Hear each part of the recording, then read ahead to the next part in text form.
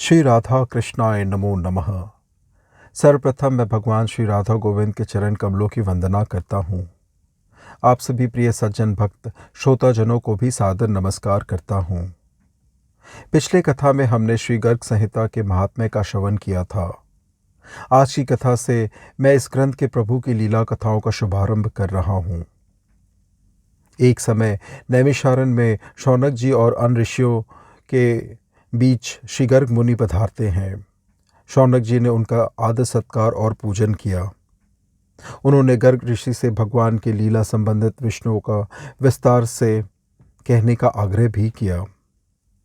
गर्ग ऋषि अति प्रसन्नता से उन्हें श्री नारद और मिथिला के राजा बहुलाश के संबंध में कहते हैं, जहाँ एक समय श्री नारद जी कृष्ण भक्ति परायण राजा बहुलाश के नगरी में पधारते हैं। राजा ने नारद जी का विधिवत सत्कार किया, उनकी पूजा अर्चना की और भगवान श्री कृष्ण के कथा का अमृत पान करने की याचना करते हैं। नारद जी ने राजा के भक्ति से प्रसन्न होकर कथा कहना प्रारंभ किया, जिसमें उन्होंने सर्वप्रथम ब्रह्मा आदि देवताओं द्वारा गोलोक धाम की यात्रा, गोलोक धाम के दिव्य दर्शन और भगवान श्री राधा कृष्ण के दर्शन की कथा का व्याख्यान किया। आज की प्रथम कथा में हम इसी का श्रवण करेंगे। यह उत्तम कथा इस प्रकार से प्रारंभ होती है। राजा बहुलाश ने नारद ऋषि से पूछा, साक्षात परिपूर्णतम भगवान श्री कृष्णचंद्र सर्वव्यापी चिन्मय गोलोक धाम से उतरकर जो भारतवर्ष के अंतर्गत द्वारकापुरी में विराज रहे हैं, इसका क्या कारण है? ब्राह्मण, उन भगवान श्री कृष्ण के सुंदर बहुत गोलोक धाम का वर्णन कीजिए। महामुने, साथ ही उनके अप्रियमेय कार्यों को भी कहने की कृपा कीजिए। मनुष्य जब तीर्थ यात्रा तथा 100 जन्मों तक उत्तम तपस्या करके उसके फल स्वरूप सत्संग का सुअवसर पाता है, तब वह भगवान श्री कृष्णचंद्र को शीघ्र प्राप्त कर लेता है। कब मैं भक्ति रस से आद्रचित हो मन से भगवान श्री कृष्ण का भी दास बनूंगा, जो संपूर्ण देवताओं के लिए भी दुर्लभ है। वे परब्रह्म परमात्मा आदि देव भगवान श्री कृष्ण मेरे नेत्रों के समक्ष कैसे होंगे? श्री नारद जी बोले, नृपश्रेष्ठ, तुम धन्य हो, भगवान श्री कृष्ण के अभिष्ट जन हो और उन श्रीहरि के परम प्रिय भक्त हो। तुम्हें दर्शन देने के लिए वे ही भक्तवत्सल भगवान यहाँ अवश्य पधारेंगे। ब्राह्मण देव भगवान जनार्दन द्वारका में रहते हुए भी तुम्हें और ब्राह्मण शुद्ध देव को याद करते रहते हैं। अहो, इस लोक में संतों का कैसा सौभाग्य है। आगे नारद जी कहते हैं, जो जीव पाकर भी कीर्तनीय भगवान श्री कृष्ण का कीर्तन नहीं करता, वह दुर्बुद्धि मनुष्य मोक्ष की सीढ़ी पाकर भी उस पर चढ़ने की चेष्टा नहीं करता। राजन, अब इस वराकाल में धराधाम पर जो भगवान श्री कृष्ण का पदार्पण हुआ है और यहाँ उनकी जो जो लीलाएं हुई है, वह सब मैं तुमसे कहता हूँ, सुनो। बहुत पहले की बात है। दानव, दैत्य, असुर स्वभाव के मनुष्य और दुष्ट राजाओं के भारी भार से अत्यंत पीड़ित हो पृथ्वी गौ का रूप धारण करके अनाथ की भांति रोती बिलखती हुई अपनी आंतरिक व्यथा निवेदन करने के लिए ब्रह्मा जी के शरण में गई। उस समय उसका शरीर कांप रहा था। वहां उसकी कष्ट कथा सुनकर ब्रह्मा जी ने उसे धीरज बंधाया और तत्काल समस्त देवताओं तथा शिव जी को साथ लेकर वे भगवान नारायण के वैकुंठ धाम में गए।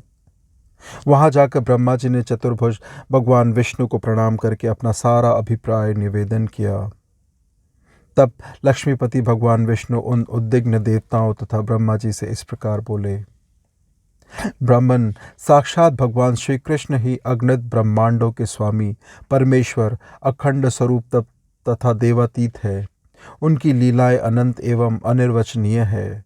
उनकी कृपा के बिना यह कार्य कदापि सिद्ध नहीं होगा। अतः तुम उन्हीं के अविनाशी एवं परम उज्ज्वल धाम में शीघ्र जाओ। ब्रह्मा जी बोले, प्रभु, आपके अतिरिक्त कोई दूसरा भी परिपूर्णतम तत्व है, यह मैं नहीं जानता। यदि कोई दूसरा भी आपसे उत्कृष्ट परमेश्वर है तो उसके लोक का मुझे दर्शन कराइए।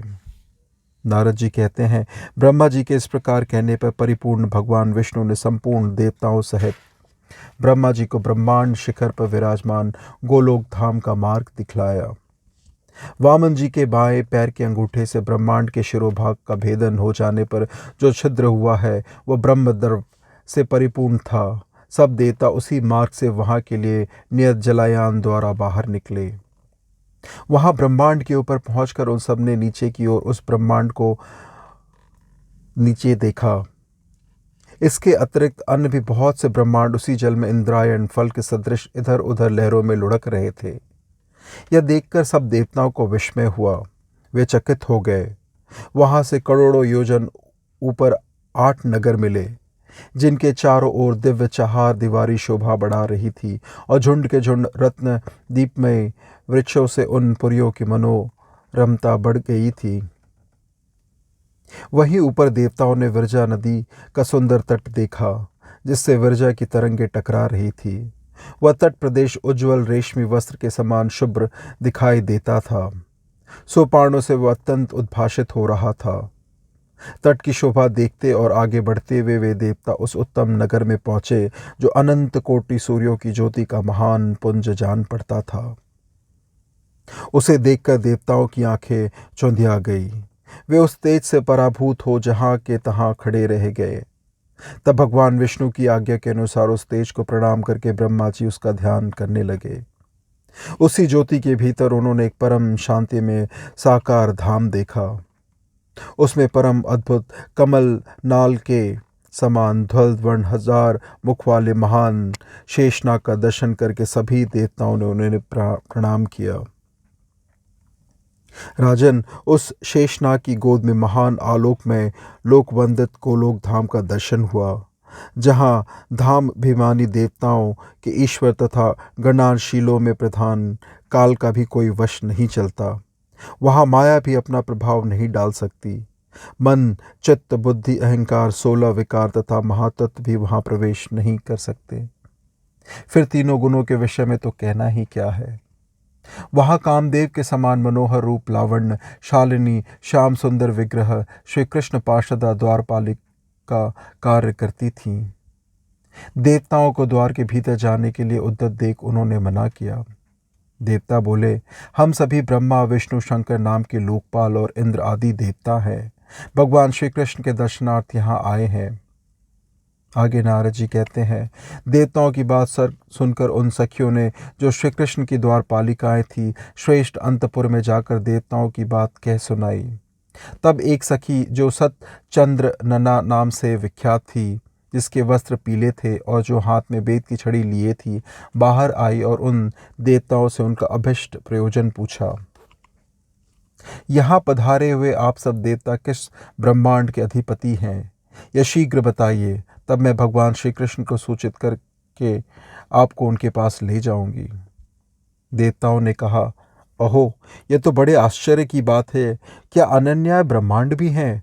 हमने तो उन्हें कभी नहीं देखा। शुभे, हम तो यही जानते हैं कि एक ही ब्रह्मांड है, इसके अतिरिक्त दूसरा कोई है ही नहीं। सचचंद्रना ने बोला, ब्रह्मदेव, यहाँ तो करोड़ों ब्रह्मांड इधर उधर लुढ़क रहे हैं। उनमें भी आप जैसे ही पृथक पृथक देवता वास करते हैं। अरे, क्या आप लोग अपना नाम गांव तक नहीं जानते? जान पड़ता है कभी यहाँ आए ही नहीं हैं। अपनी थोड़ी सी जानकारी में ही हर्ष से फूल उठे हैं। जान पड़ता है कभी घर से बाहर निकले ही नहीं। जैसे गूलर के फलों में रहने वाले कीड़े जिस फल में रहते हैं, उसके सिवा दूसरे को नहीं जानते, उसी प्रकार आप जैसे साधारण जन जिसमें उत्पन्न होते हैं, एकमात्र उसी को ब्रह्मांड समझते हैं। आगे नारद जी कहते हैं, इस प्रकार उपहास का पात्र बने हुए सब देवता चुपचाप खड़े रहे, कुछ बोल न सके। उन्हें चकित सा देखकर भगवान विष्णु ने कहा, जिस ब्रह्मांड में भगवान प्रश्नगर्भ का सनातन अवतार हुआ है तथा त्रिविक्रम विराट रूपधारी वामन के नख से जिस ब्रह्मांड में विवर बन गया है, वहीं हम निवास करते हैं। नारद जी आगे कहते हैं, भगवान विष्णु की यह बात सुनकर सचचंद्र ने उनकी भूरी भूरी प्रशंसा की और स्वयं भीतर चली गई। फिर शीघ्र ही आई और सबको अंतपुर में पधारने की आज्ञा देकर वापस चली गई। तदंतर संपूर्ण देवताओं ने परम सुंदर धाम गोलोक का दर्शन किया। वहां गोवर्धन नामक गिरिराज शोभा पा रहे थे। गिरिराज का वह प्रदेश उस समय वसंत का उत्सव मनाने वाली गोपियों और गौवों के समूह से घिरा हुआ था। कल्प वृक्षों तथा कल्पलताओं के समुदाय से सुशोभित था और रासमंडल उसे मंडित कर रहा था। वहां श्याम वर्ण वाली उत्तम यमुना नदी स्वच्छंद गति से बह रही थी। तट पर बने हुए करोड़ों प्रसाद उसकी शोभा बढ़ाते हैं तथा उसी नदी में उतरने के लिए सुंदर सीढ़ियां बनी है। वहीं दिव्य वृक्षों और लताओं से भरा हुआ वृंदावन अत्यंत शोभा पा रहा है। भांति भांति के विचित्र पक्षियों, भ्रमरों तथा वंशीवट के कारण वहां की सूक्ष्म और बढ़ रही है। वहां सहस्त्रदल कमलों के सुगंधित पराग को चारों ओर पुनः पुनः बिखेरती हुई शीतल वायु मंद गति से बह रही है। वृंदावन के मध्य भाग में 32 वनों से युक्त एक निज निकुंज है। 4 दीवारें और खाइयां उसे सुशोभित कर रही है। उसके आंगन का भाग लाल वर्ण वाले अक्षय वटों से अलंकृत है। 7 प्रकार की मणियों से बनी दीवारें तथा आंगन के फर्श बड़ी शोभा पाते हैं। करोड़ों चंद्रमाओं के मंडल की छवि धारण करने वाले चंदोवे से उसे अलंकृत कर रहे हैं तथा उनमें चमकीले गोले लटक रहे हैं। फहराती हुए दिव्य पताकाएं एवं खिले हुए फूल मंदिरों एवं मार्गों की शोभा बढ़ाते हैं। वहां भ्रमरों के गुंजराव संगीत की सृष्टि करते हैं तथा मत मयूरों और कोकिलों के कलरव सदा होते रहते हैं। वहां बाल सूर्य के सदृश कांतिमान अरुण पीत कुंडल धारण करने वाली ललाए शत शत चंद्रमाओं के समान गौर वर्ण से उद्भाषित होती हैं। स्वच्छंद गति से चलने वाली वे सुंदरियां मणिरत्न में भित्तियों से अपना मनोहर मुख देखती हुई वहां के रत्न जटित आंगनों में भागती फिरती हैं। उनके गले में हार और बाहों में केयूर शोभा देते हैं। नुपुरों तथा करधनी की मधुर झनकार वहां गूंजती रहती है। वे गोपंगनाएं मस्तक पर चूड़ामणि धारण किए रहती हैं। वहां द्वार द्वार पर कोटि कोटि मनोहर गौवे के दर्शन होते हैं। वे गौवे दिव्य आभूषणों से विभूषित हैं और श्वेत पर्वत के समान प्रतीत होती हैं। सब की सब दूध देने वाली तथा नई अवस्था की है, सुशीला, सुरूपा तथा सद्गुणवती हैं। सभी स्वच्छा और पीली पूंछ की है। ऐसी भव्य रूप वाली गौवे वहां सब ओर विचर रही हैं। उनके घंटों तथा मंजीरों से मधुर ध्वनि होती रहती है।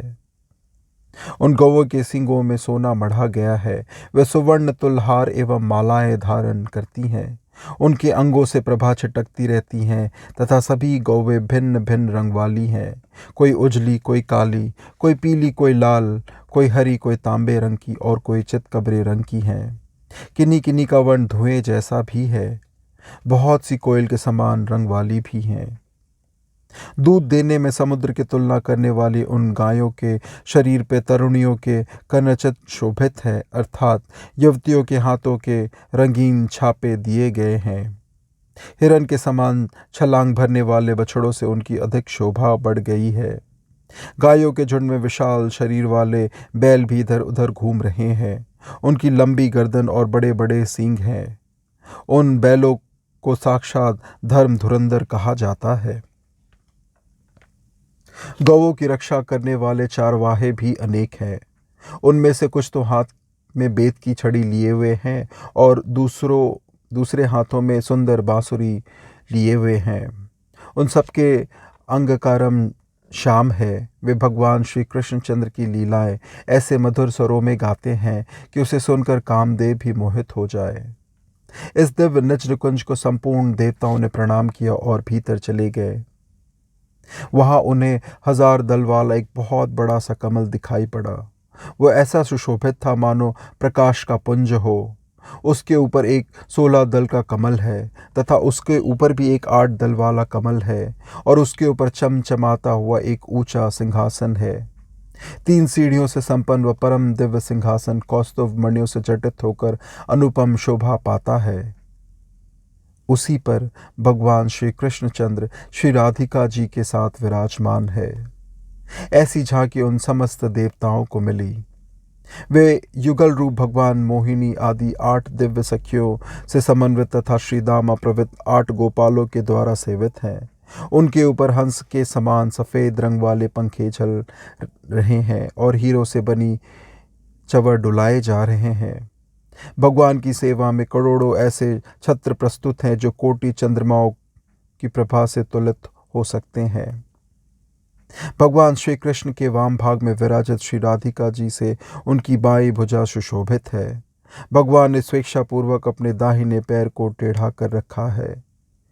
वे हाथ में बांसुरी धारण किए हुए हैं। उनकी मनोहर मुस्कान से भरे मुखमंडल और भ्रिकुटी विलास से अनेक कामदेवों को मोहित कर रखा है। उन श्रीहरि की मेघ के समान श्यामल कांति है। कमल दल की भांति बड़ी विशाल उनकी आंखें हैं। घुटनों तक लंबी बड़ी भुजाओं वाले वे प्रभु अत्यंत पीले वस्त्र पहने हुए हैं। भगवान गले में सुंदर वनमाला धारण किए हुए हैं, जिस पर वृंदावन विचरण करने वाले मत वाले भ्रमरों की गुंजार हो रही है। पैरों में घुंघरू और हाथों में कंकण की छटा छिड़क रही है। अति सुंदर मुस्कान मन को मोहित कर रही है। श्रीवत्स का चिन्ह बहुमूल रत्नों से बने हुए किरीट, कुंडल, बाजूबंद और हार भगवान की शोभा बढ़ा रहे हैं। भगवान श्री कृष्ण के ऐसे दिव्य दर्शन पाकर संपूर्ण देवता आनंद के समुद्र में गोता खाने लगे। अत्यंत हर्ष के कारण उनकी आंखों से आंसुओं की धारा बह चली। तब संपूर्ण देवताओं ने हाथ जोड़कर विनीत भाव से मुरदैत्य के शत्रु उन परम पुरुष श्री कृष्णचंद्र को प्रणाम किया। इस प्रकार से आज की यह उत्तम कथा यहीं संपन्न होती है। मैं भगवान श्री राधा कृष्ण को प्रणाम करते हुए आप सभी को कथा श्रवण करने के लिए और अपना बहुमूल्य समय देने के लिए हृदय से धन्यवाद प्रकट करता हूँ। आपका दिन शुभ, भक्तिमय, मंगलमय हो। कथा पढ़ते समय गलती और त्रुटियों के लिए क्षमा प्रार्थी हूँ। श्री राधा कृष्णाय नमो नमः।